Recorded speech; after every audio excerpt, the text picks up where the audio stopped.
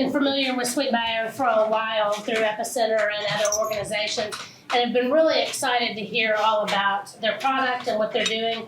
The fact that they're doing it in Memphis when neither of them grew up in Memphis, which I think is very exciting, and thank you for doing it here and staying here. The product is, I'm going to give you just a very brief, and then I'm going to let them tell you about it. But Kayla and Isaac are actually brother and sister, which I think is also very interesting, and we will discuss that a little bit. I don't know if I could work with my sisters, so I applaud you for that. Of course I could. We're just wonderful. Anyway, their product is for wound care, and it's with collagen and honey. And it started in dermatology with skin care and skin cancer removal. I had Mohs surgery, 27 stitches, they did a pretty good job. You can't see it, but I would have loved to have had your product to hasten the recovery period. So thank y'all so much for doing this. Thank you for being in Memphis, and we can't wait to hear all about your program, your product.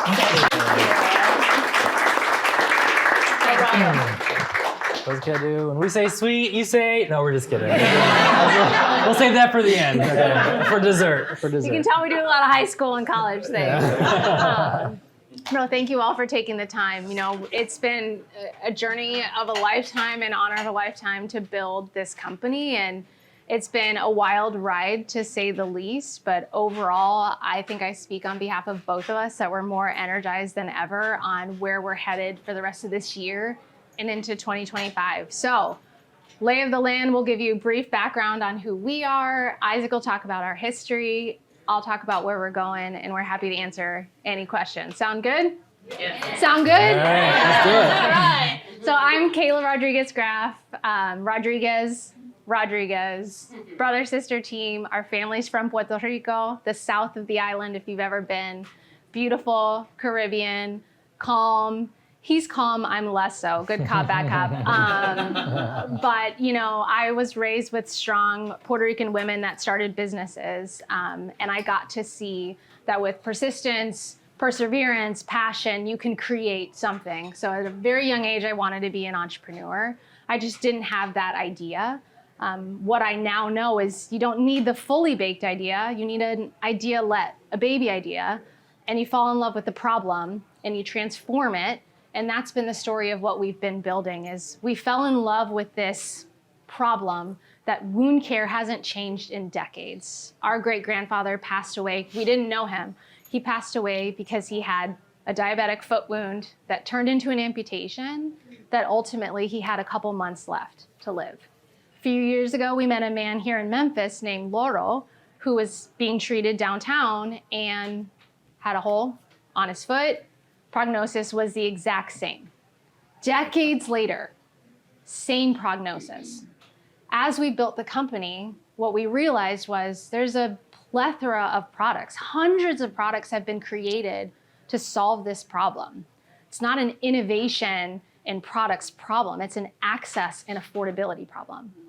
Those products cost a house to treat. Some of those products cost $20,000 for the same price as ours for one treatment, and you need 6 to 8 of them to get better. So what we did, and Isaac will tell you about that story, is we took a $20,000 technology and we compacted it into a $10 product, which is what we believe. We believe everyone deserves access to better care and that bioengineering enables that to happen. And that's my background. I am a business nerd. I'm even bigger nerd in marketing. I love to chat about commercials and old slogans like a little dabble do ya. Any, Brill Cream nerds in the house.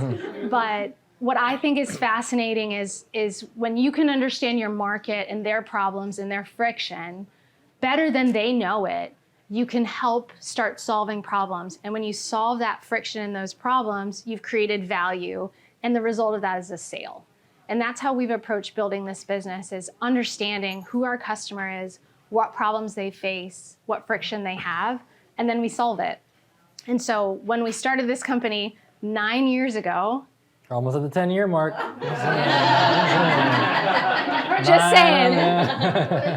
I might have aged 30 in the meantime, because I've had 3 kids in the process. But it really was on this concept that this is a huge problem. In my love of marketing, my background being at Target Corporation and mass market, I was able to take something really cool, this collagen and honey material that people knew those words, to solve this problem that we feel to our core, our family feels to our core, and millions across the nation and the world feel this, to not just solve a problem for 1%, but for the 99%. So when we founded the company, Isaac called me up. We joked, let's start a company since our first one's gonna fail anyways. That's the statistics. The truth was my first idea was really bad, so maybe we call that one a failure. And then he said I'd been working on this technology for 3 years, so like lead with that next time. That's where we start.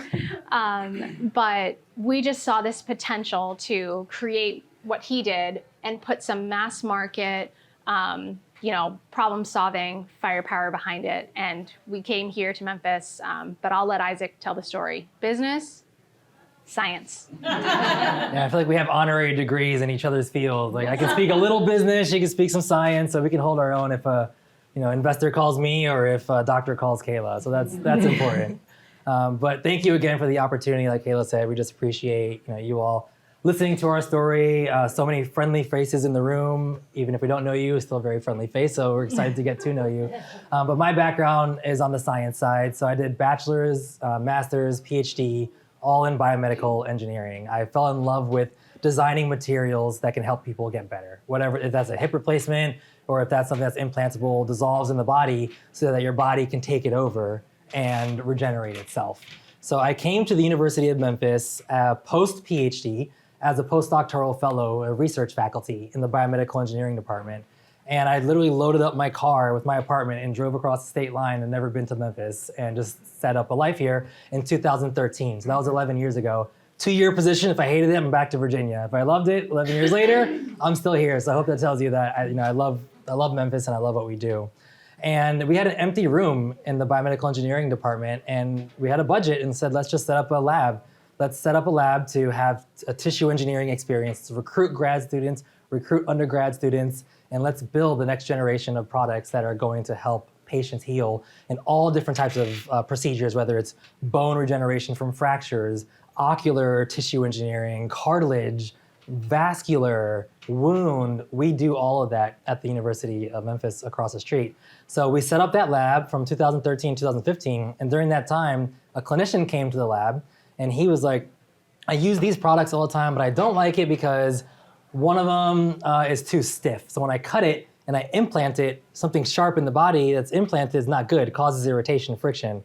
Another one is it's made out of acidic byproducts. So when it degrades, acid in the body, not good. The other ones are just cost too much. So we're getting all these inputs from the doctor, and for an engineer, that's gold. For a business person, that's also gold, right? That's customer discovery. And we were able to take all those inputs and say, well, I worked on how honey by itself heals wounds. Like a Neosporin, ancient Egyptians used honey to help kill bacteria and to help wounds. So we didn't invent honey. Collagen has been used to help wounds heal. We didn't invent collagen, but the problem that this doctor wanted was to be able to implant it. We started off as a dental company. We quickly realized that the product can be applied in any soft tissue. So in dentistry, you can't just squirt honey in your mouth and hope that your gums regenerate. Like it might taste good, but terrible from a healing side because it just goes away in seconds, into minutes. So how can we take this well-known ingredient that works on the soft tissue like your skin and have it work on the soft tissue in your mouth and your gums? And we wanted to create the first implantable honey product so that you can use it in gums, you can use it in a hernia repair, you can use it in wound care, and it doesn't just drip down after you slather honey on to try to heal your wound, which are true stories we hear from patients. Honey seeping out of bandages. Well, that's unacceptable. It needs to be contained so that it dissolves over time, delivers what it needs to the wound, and then the patients don't have to worry about that inconvenience experience. So we created that product as a lab project, and that's when I called Kayla and said, we have great data. It's showing that cells are loving it, they're attaching to it. We have this clinical need.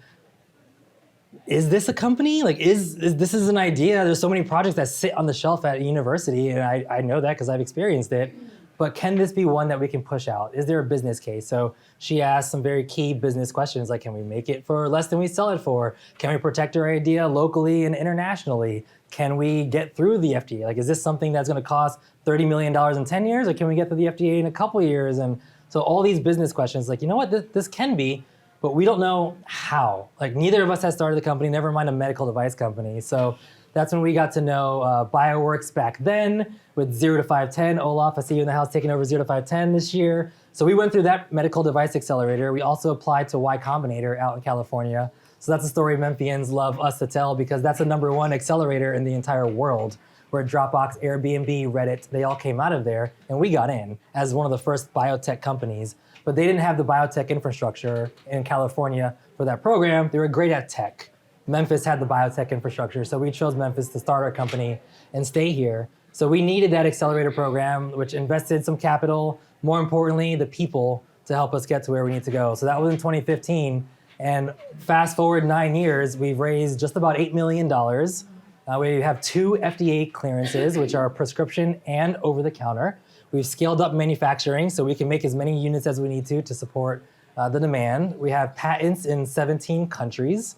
We've treated probably 500 plus patients to date. We're commercial, we have revenue. So that's why she's saying we are more energized than ever, because it is a grueling experience to go through all of that, to finally be on the other side, to say, like, we are helping patients heal. So I'll turn it back over to Kayla to tell you where we are, but I see several investors and patients, one patient, several investors in the room, so we may do a show and tell a little bit later on that. So, but thanks for listening to our story, because it is a strong Memphis-based one. Yeah. We started as a biotech company that pretty quickly had to turn into regulation experts. And we had to understand, how do we get through the FDA? How do we make sure that we have the broad and focus, right? Because wound care is a really unique industry. And when we think about how we plan our growth trajectory, wound care crosses every site of care and touches every specialty, and there's no degree. It's not a spine doctor. It's not a podiatrist, it's not a dermatologist, they all do wound care. So where is it that we want to own? And our coverage from the FDA, our FDA clearance, has coverage across the entire body for acute, so surgery wounds, all the way to chronic, diabetic wounds, venous leg wounds, to even donor sites we can treat. We have 9 indications. If it is a wound, we can treat it, with the exception of 3rd-degree burns, which is a very unique category. So as a business person, how do we figure out where can we go that we can win? We're small and we're differentiated. Do we want to win on a product? Do we want to win on a process? And so it's been several years of navigating through our market discovery. So once we had the go-ahead, we started testing our product. And what we learned was that we help wounds close twice as fast than the standard of care. We learned that our technology on the benchtop shows 99.99% reduction in bacteria, hurdle #1 for the wound. We saw that we manage inflammation better than anything out there, hurdle 2 for the wound. And we saw that we help the body release growth factors, which helps in regenerating the wound on the back end, hurdle 3. We are the first to have such a comprehensive approach. We say it's like Scott's lawn care, multi-action when you don't know what to treat. Yeah, you use Varus, which is our title of our product, which means truth, because for us, it was bringing some truth to the industry that needed it. So when we saw this action, it was remarkable, and we tried it on chronic wounds at Regional 1. We did a 43-patient study. The next thing we realized is that we got people better twice as fast, but we didn't get everyone better. And we knew that was going to happen because every wound study has a section of patients that don't get better. So we designed the study with Regional 1 to figure out why. And we saw transportation was an issue, getting back to appointments. Whether that's because you don't have the transportation or you cannot miss work. This is a massive problem for anyone that's suffering with a chronic wound, is I have to get better, I have to be present weekly at these appointments. Pandemic happened around the same time we were doing this study. The second thing we realized is people can do some complicated things when we all learned a COVID test. So we said, well, if people can do complicated things and follow these instructions that are very medical at home, and people can't get to the office to go get care. Who's servicing wound care at home? Advanced wound care at home. So that became our first step into our market segmentation, was thinking about outside the office, still prescription, still guided by a doctor, prescribed by a doctor, applied by the patient. So we did a couple hundred patient analysis to make sure and present to the FDA that no one would be injured in the using of SweetBio, and we passed, which is what helped us get over the counter. I think Nate, you did that survey for us. Yeah. Okay. A couple people who did the survey. Survey participants, Survey, yeah, we're very, Ashley very did survey, grateful. yeah. Thanks to you, we now have that FDA clearance. Yeah. And then it was, okay, which wounds are happening at home? And it was, diabetic wounds and dermatology wounds. And we had also just wrapped a study at Vanderbilt University, which is a randomized clinical trial. For anyone not in medical, that is the highest level of evidence that you can have, is an RCT. And we're very savvy because we had them pay for it, and we're very grateful for that, which is why we can do this on 8 million. But that study was done in dermatology, and we saw that we reduced pain significantly for patients, and we had better thickness of the tissue that grew back. So we said, all right, if we're gonna be at home, and we've got great data in dermatology, we know this dermatology market, we started looking at the numbers. So where we're headed today is we have taken a firm stance in the dermatology space.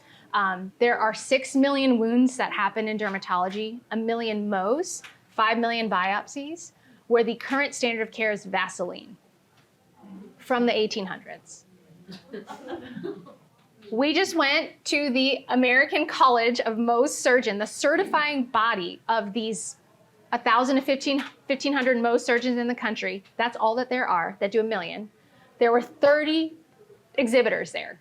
We were the only one in our category. As a business person, I'm like, yes, I want to be compared to nothing, and I want no one in my lane. Nobody in my way, right? I love that. And so when we looked at the chronic ulcer space where we do well, diabetic wounds, venous leg wounds, 3M is there, Integra's there, Medline's there, and it's 6.5 million wounds where everybody is, that they're fighting for margins, 6 million wounds where I've got an open lane. So we have refined the look and feel of our company to look like a dermatology company. We have a more aesthetic look. We know exactly what problems our Mohs surgeons face, and we're trying to solve them even from automating ordering. That's not what we do. We're not an automated ordering company. But if I help write a program for their electronic medical records that turns their ordering into 3 clicks, my reorders increase. So each of those pieces, understanding what their friction points are, that's what we're living in today. I'm thrilled that when we were at the conference, we built starter packs. We gave them out to 100 doctors.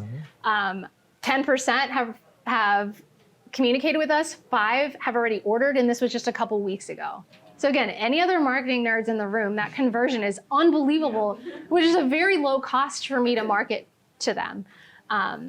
So while we are headstrong and focused on dermatology as a market we can own, de-risking is what every small company needs to do. So we have a sister product that's a longer lasting, it's a bit more expensive, but it is the lowest cost by a factor of 100 in the category that we're launching in Veterans Affairs system. So that helps provide some organic fuel for us that's coming in the next couple of months. We're officially launching.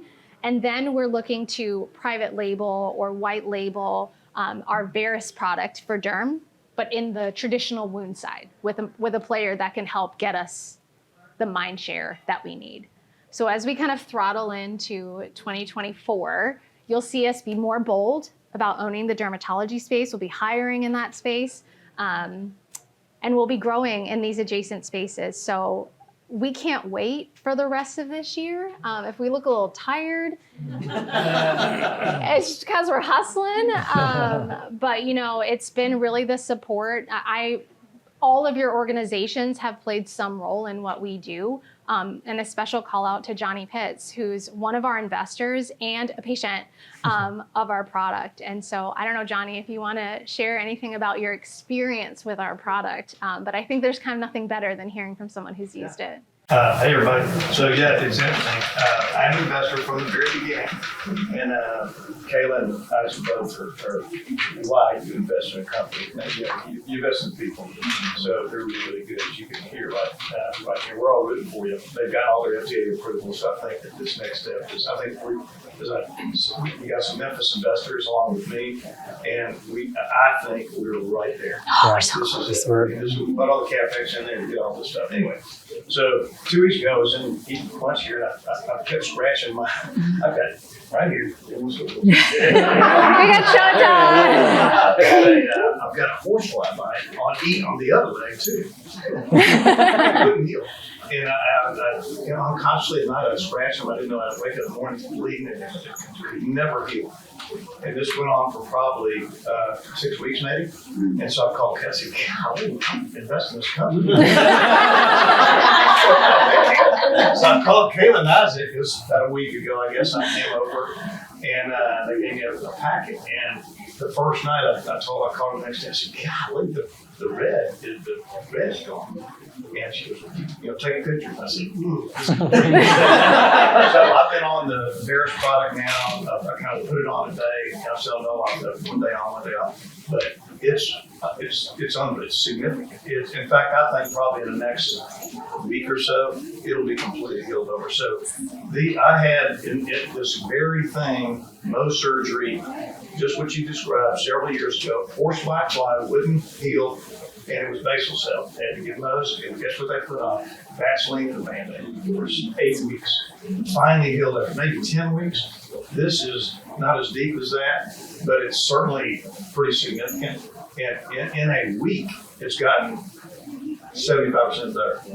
It's unbelievable. So, and then the band, it's easy to do, it's simple, it doesn't take a long time to do. So anyway, that's my testimony. Thank you. I saw Mark got that on video, so it might be on the website later. I mean, that is our bold vision, right? Like, wound care should be better. We want to set the standard for wound care. Whenever you go in and have an infection and they give you an antibiotic, whenever you have a wound, we want the physicians to think of Veris as that product of choice. I will pass one around, but there are rules. No squishing, okay? It's very tempting, but don't squish the product. It is a little sensitive because it is a sponge, but the way it works is that a patient will peel it open. They'll add saline to make it wet. That wetness helps the wound get better, and then they cover it with a bandage, and it dissolves in a day. Most of the time, it dissolves in a day. So we'll pass it around so you can see it. What's the rule? No squishing. No squishing.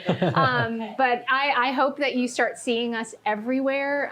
We really want to take the Memphis dermatology market by storm, and just from a business model standpoint, as I've hopefully created all of you as advocates, the one thing that we want people to remember is we have a product that performs, that is easy for the clinics and the patient, and is affordable.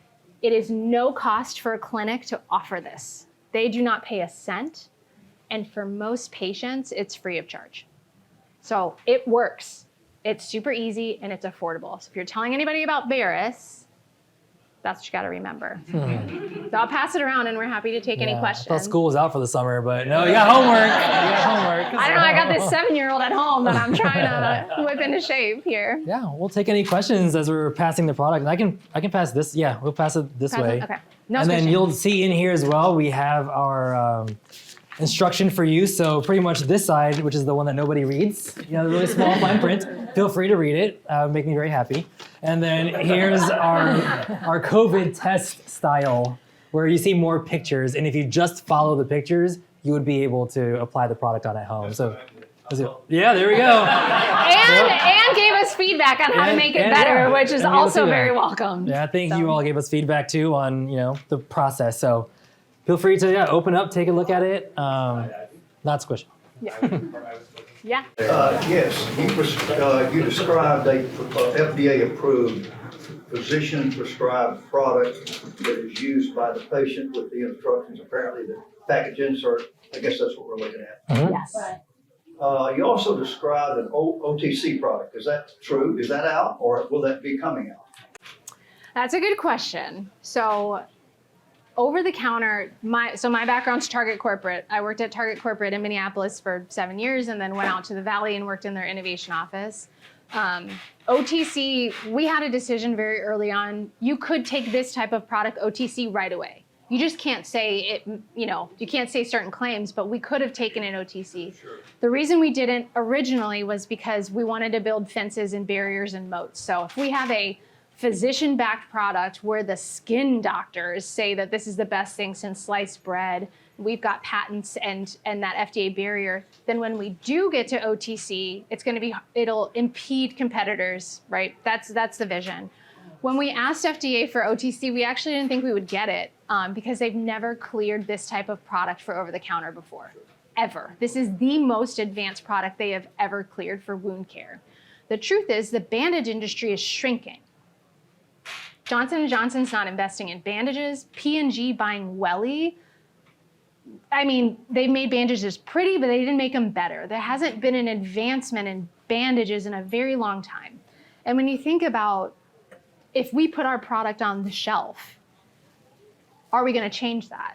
And so as a marketer, I start asking questions about the P's of marketing, the product we have, but is the place right? So I think we need to spend more time saying, do we need to get closer to the point of ouch? Like I joke about having a boo-boo truck at the point of ouch, like at the ballpark, at the Grand Canyon, like I want a boo-boo truck.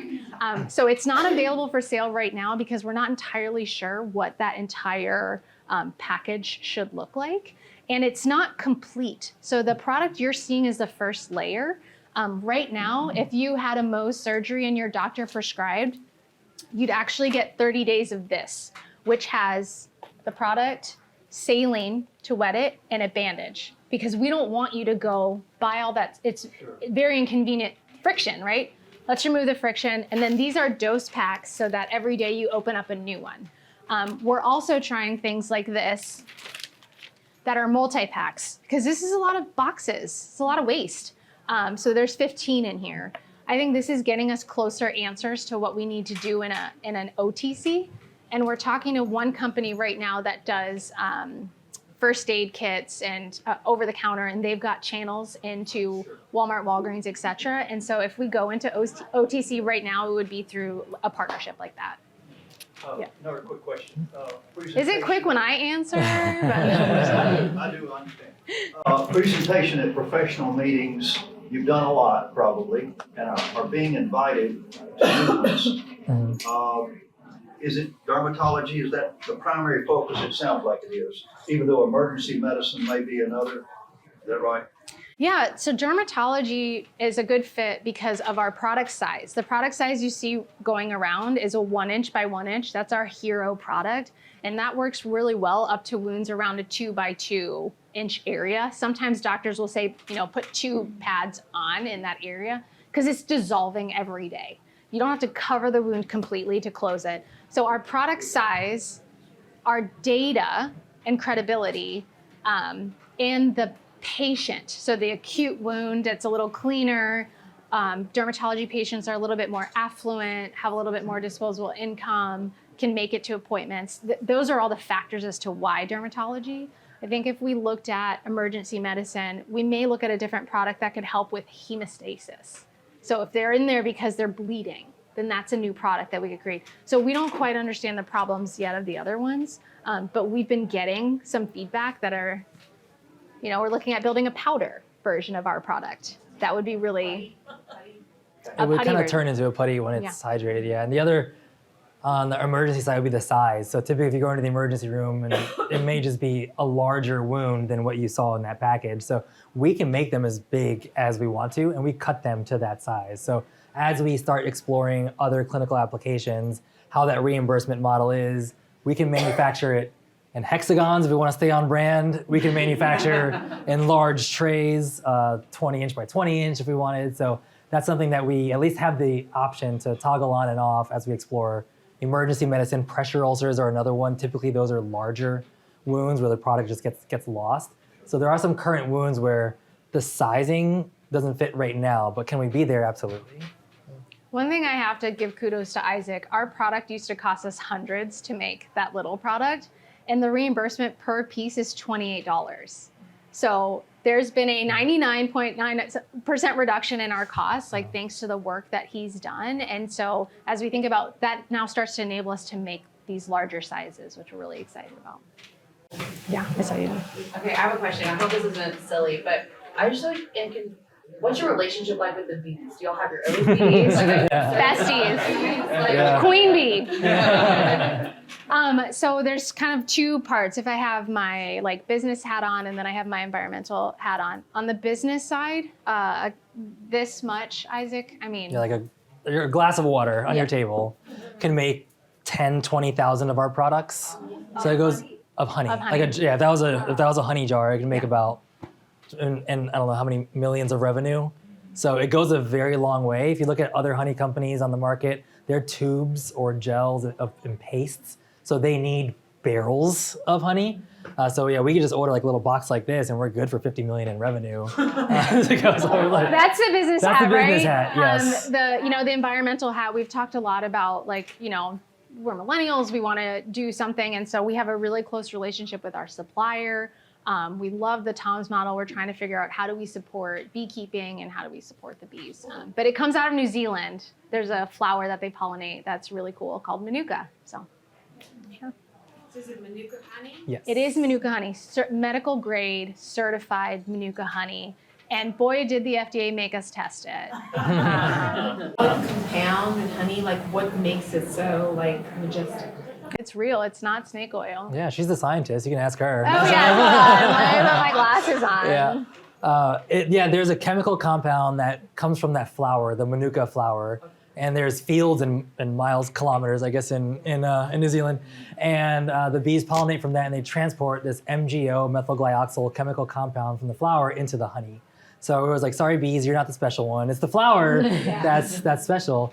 So they bring it into there. And there's also a couple other components that you just don't find anywhere else in the world. So the FDA has recognized Manuka honey as a medicinal agent, and it has to be at a certain grade and above.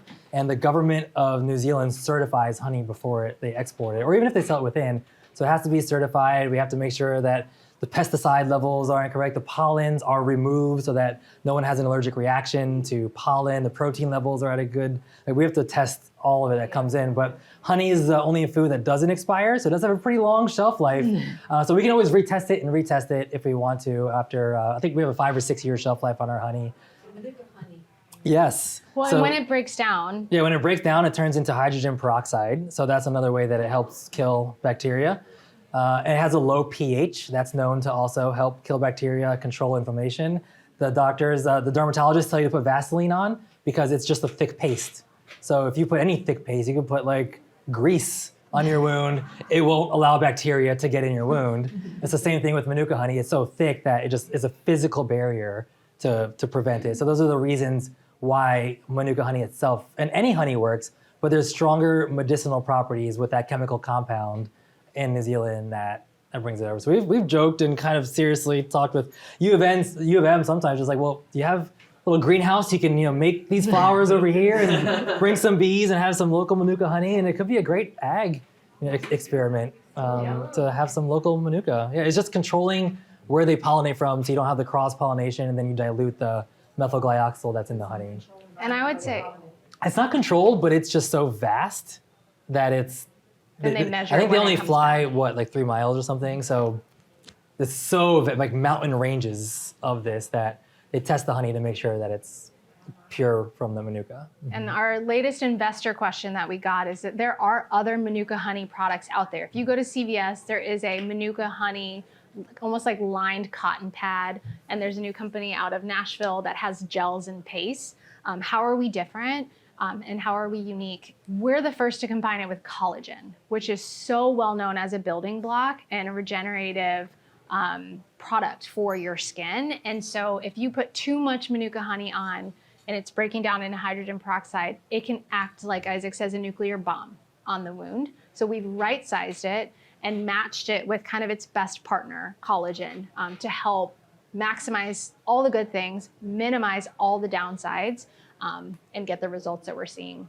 So, yeah. I'm looking at Pearson. I'm like, I'm sitting here going, I could hear listen all day. 105. So I do want to say, how does it work working with your brother and sister? I'm very curious. This is How do what- y'all fall? Disagreements have to happen. So, This is where we turn the mic off. Mark. Hold my earrings. brother Yeah, and oh, man. sister, who gets it? So, I mean, I'll start off in the fact that not only do we work together, but when we started the company, we lived together. And not only did we have that, we had a home office together. So you layer on like that tres leches cake, like that's what we had. So it was a healthy competition, I would say. But it was just like we try to relax, but it's so hard because I see her working, she sees me work. It's like, what are you doing? Well, what are you doing?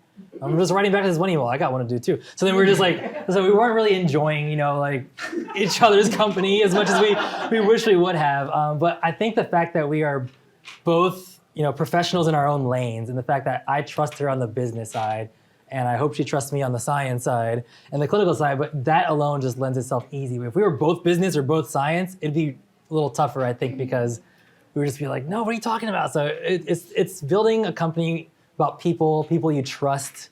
And we know that if we get a no, it's not a no, it's a not yet. And we're going to work together to make that not yet a yes. So we have that in common because we were both raised by the strong people in our family. So I'm going to add on to that. But that's my personal feeling and experience. So, Mine is totally different. yeah, totally different. It's the worst. I mean, when we started this company, it was a real conversation, right? What happens when things go wrong? 0 to 510 asked that question too. And I hope Kennedy feels this as well as our intern this summer. It just, we need to be aligned with where we're going. We don't have to agree on the path to get there. And we have no pride in authorship on whose path it is that we end up choosing.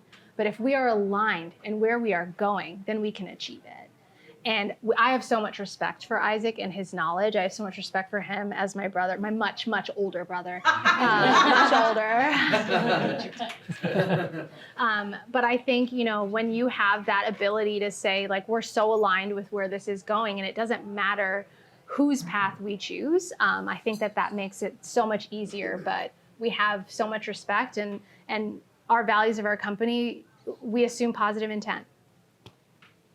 At the end of the day, full stop. If you assume that somebody's bringing something forward, then it's because they really believe it's the right thing to do, and you hear them out. And so there's fewer disagreements than, and I'm the stronger one. He's got to keep me in line. He has the harder job, but it's really been the joy of a lifetime to do it. And it's exciting to grow and bring people in, and we have such clarity on who we are and what we're building. So. And the MVP is our mom, who takes care of the kiddos when we have to travel and everything too. So oh, wow, that is Yeah. very lucky. she's just Lots as of big. Yes. Yeah, lots of kids. Yeah. So Well, I don't want to say any more questions because we could be here all day. But thank you all so much, and thank you for being in Memphis. thank you for the invite. Yeah, So thank you.